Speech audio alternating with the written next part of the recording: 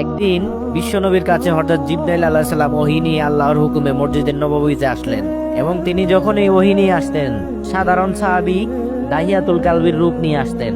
একদিনের মতো হযরত জিবরাইল আলাইহিস সালাম মসজিদে নববীতে রাসূলুল্লাহ সাল্লাল্লাহু আলাইহি ওয়াসাল্লামের সাথে বসা ছিলেন, আর অন্যদিকে হযরত হুসাইন রাদিয়াল্লাহু আনহু নবীর কলিজার টুকরা নাতি 6 বছরের ছোট্ট বালক ইমাম হুসাইন মা ফাতেমার কাছে এসে বললেন, আম্মা জান, আমার প্রচন্ড খিদা লেগেছে, আমাকে খাবার খেতে দাও।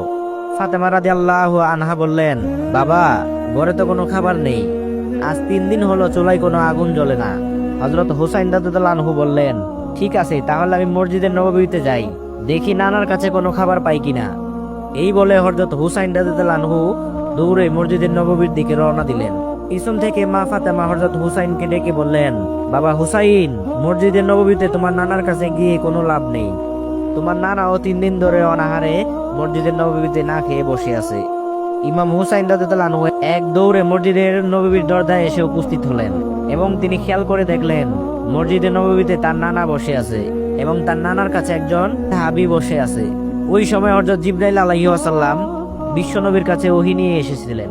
ফেরেশতা জিবরাইল আলাইহিস সালাম যখনই ওহী নিয়ে আসতেন তখনই সাধারণত নবীজির সাহাবী দাহিয়াতুল কালবির রূপ নিয়ে আসতেন। হুসাইনকে মসজিদের নববীর দরজায় দাঁড়িয়ে থাকতে দেখে বিশ্বনবী তার কাছে ডাকলেন।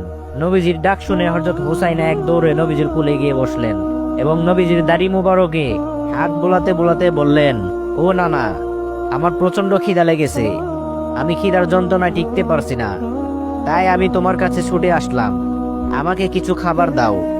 বিশ্বনবী বললেন, হুসাইন, গত 2 দিন ধরে আমিও কিছু খাই না, আমি তোমাকে কোথা থেকে খাবার দেব? সঙ্গে সঙ্গে ইমাম হুসাইন নবীজির কোল থেকে উঠে গিয়ে দৌড়ে হযরত জিবরাইল আলাইহিস সালামের কোলে গিয়ে বসলেন।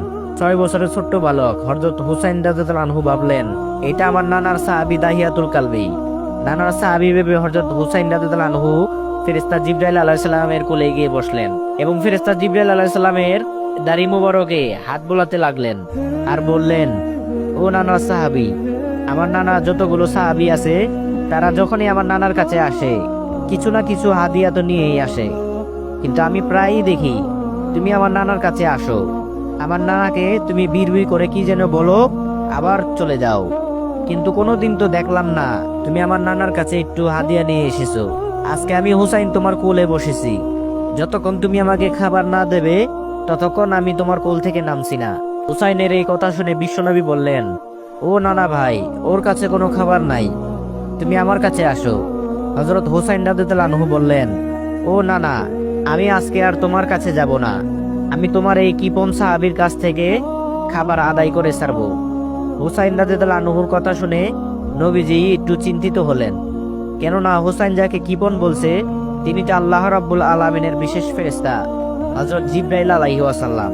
নবীজি এটা ভেবে চিন্তিত হলেন, না জানি আল্লাহ রাব্বুল আলামিন হুসাইনের উপর রেগে যায়। হুসাইন রাদিয়াল্লাহু আনহু জিবরাইল আলাইহিস সালামকে বললেন, এই নানার সাহাবী, তুমি কি আমাকে খাবার দিবে? আমি 2 দিন ধরে কিছু খাই না। 6 বছরের ছোট্ট বালক হযরত হুসাইন রাদিয়াল্লাহু আনহুর কথা শুনে ফেরেশতা জিবরাইল আলাইহিস সালামের 2 চোখ দিয়ে ঝরঝর করে পানি পড়তে লাগলো। ফেরেশতা জিবরাইল আলাইহিস সালামের দাড়ি মুবারক ভিজে টপ টপ করে পানি পড়তে লাগলো। ফেরেশতা জিবরাইল আলাইহিস সালাম আল্লাহ রাব্বুল আলামিনের কাছে বললেন, হে মাবুদ, তুমি আমাকে কোন পরীক্ষায় ফেললে? তুমি তো ফেরেশতাদের জন্য খাবার খাওয়াকে হারাম করে দিয়েছো। খাবার কি এবং খাবার কিভাবে খেতে হয় আমি জিবরাইল তো জানি না, আমার কাছে খাবার কোথা থেকে আসবে? তোমার বন্ধুর নাতি হযরত হুসাইন আমার কাছে খাবারের বায়না ধরেছে। হে আল্লাহ, এখন আমি কি করব তুমিই বলে দাও। অতঃপর আল্লাহ রাব্বুল আলামিন ফেরেশতা জিবরাইল আলাইহিস সালামকে বললেন, হে জিবরাইল, তুমি কোনো চিন্তা করো না, আমি আল্লাহ কুদরতিভাবে জান্নাত থেকে 1 জুপা আঙ্গুর তোমার জুব্বার ডান পকেটে রেখে দিয়েছি। তুমি বিসমিল্লাহ বলে তোমার ডান পকেটে হাত দিয়ে দেখো, সেখানে 1 জুপা আঙ্গুর পাবে, আর এই আঙ্গুরের জুপাটি হুসাইনের হাতে তুলে দাও। ফেরেশতা জিবরাইল আলাইহিস সালাম বিসমিল্লাহ বলে জুব্বার ডান পকেটে হাত দিলেন এবং তিনি আঙ্গুরের জুপাটি বের করে হযরত হুসাইন রাদিয়াল্লাহু আনহুর হাতে দিলেন। ইমাম হুসাইন রাদিয়াল্লাহু আনহু আঙ্গুরের জুপাটি হাতে নিয়ে বিশ্বনবীকে বললেন, ও নানা জান, দেখেছো তোমার সাহাবী কত বড় কিপন সাহাবী, তুমি ক্ষুধা নিয়ে মসজিদে নববীতে বসে আছো, আমি ছোট্ট একটি বাচ্চা, আমি ক্ষুধা নিয়ে এসেছি, আমি তার কাছে কতবার খাবার চাইলাম কিন্তু সে আমাকে খাবার দিল না। এই আঙ্গুর পকেটে নিয়ে বসে আছে। কত বড় কিপন এবং বেয়াদব সাহাবী। হুসাইন রাদিয়াল্লাহু আনহুর কথা শুনে বিশ্বনবী আরো চিন্তিত হয়ে পড়লেন। নবীজি ভাবলেন, হুসাইন ফেরেশতা জিবরাইলকে কিপন এবং বেয়াদব বলছে, না জানি আল্লাহ কখন রেগে যায়। নবীজি বললেন, ও নানা ভাই, তুমি ওর কাছে আর থেকো না, তুমি আমার কাছে আসো। হুসাইন রাদিয়াল্লাহু আনহু এবার বিশ্বনবীর কোলে এসে বসলেন। রাসূলুল্লাহ সাল্লাল্লাহু আলাইহি সাল্লাম এবার চোখের ইশারায় ফেরেশতা জিবরাইলকে বললেন, ভাই জিবরাইল, তুমি তো ফেরেশতা, তুমি তো খাবার খাও না, তোমার জন্য তো খাবার খাওয়া হারাম, তাহলে তোমার পকেটে আঙ্গুর আসলো কোথা থেকে? ফেরেশতা জিবরাইল আলাইহিস সালাম চোখের ইশারায় রাসূল সাল্লাল্লাহু আলাইহি সাল্লামকে বললেন, আল্লাহ রাব্বুল আলামিন কুদরতিভাবে আপনার প্রিয় নাতি হুসাইনের জন্য জান্নাত থেকে এই আঙ্গুর আমার পকেটে পাঠিয়ে দিয়েছে। হযরত হুসাইন রাদিয়াল্লাহু আনহু আঙ্গুরগুলোকে 3 ভাগে ভাগ করলেন। এক ভাগ রাসূল সাল্লাল্লাহু আলাইহি সাল্লামের হাতে দিলেন, আর এক ভাগ হযরত জিবরাইল আলাইহিস সালামের হাতে দিলেন এবং আরেক ভাগ নিজের হাতে রাখলেন। হুসাইন রাদিয়াল্লাহু আনহু বললেন, ও নানা এবং নানা সাহাবী, তোমরা দুজন আমার মুরব্বী, তোমরা দুজন আগে খাবার গ্রহণ করো, তারপর আমি খাবার গ্রহণ করব। হুসাইনের এই কথা শুনে এবার বিশ্বনবী বললেন, ও নানা ভাই, ওর খাবার দরকার নেই, বরং তুমি আর আমি এই খাবারগুলো দুজনে ভাগ করে খাই। কেননা রাসূল সাল্লাল্লাহু আলাইহি ওয়াসাল্লাম ভালো করেই জানেন ফেরেশতারা কখনো খাবার গ্রহণ করে না, জিবরাইল আলাইহিস সালাম কখনো খাবার খায় না। ফেরেশতাদের জন্য আল্লাহ রাব্বুল আলামিন খাবারকে হারাম করে দিয়েছেন। কিন্তু হযরত হুসাইন রাদিয়াল্লাহু আনহু বারবার একই বাইনা ধরলেন। তিনি বলতে লাগলেন, তোমরা দুজন আমার মুরব্বী, তোমরা দুজন যদি খাবার না খাও তাহলে আমিও খাবার খাবো না। হুসাইন রাদিয়াল্লাহু আনহুর কথা শুনে ফেরেশতা জিবরাইল আলাইহিস সালাম আরো চিন্তিত হয়ে পড়লেন।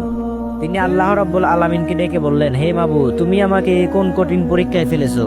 কিভাবে খাবার গ্রহণ করতে হয় আমি জিবরাইল তো জানি না, আমি তো কোনোদিন খাবার গ্রহণ করিনি, তুমি তো খাবার খাওয়াকে আমার জন্য হারাম করে দিয়েছো।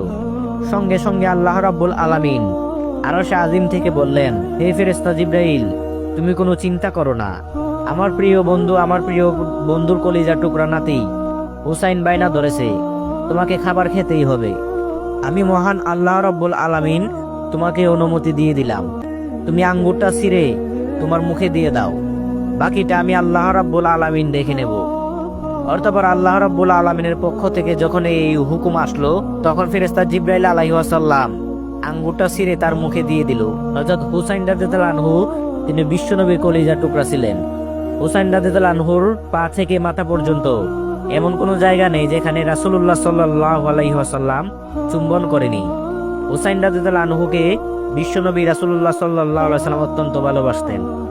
নবীজির সাহাবীরাও হুসাইন রাদিয়াল্লাহু আনহুকে অত্যন্ত ভালোবাসতেন।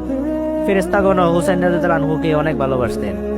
মহান আল্লাহ রাব্বুল আলামিনও হুসাইন রাদিয়াল্লাহু আনহুকে অনেক ভালোবাসতেন। সকলের ভালোবাসা ও পছন্দের মানুষটিকে কারবালার ময়দানে নিষ্ঠুর ইয়াজিদ কি নৃশংসভাবে হত্যা করেছে। মুসলমান হিসাবে আমাদের অন্তরের মধ্যে সেই নিষ্ঠুর ইয়াজিদের জন্য ধিক্কার ও লাঞ্ছনা থাকবে।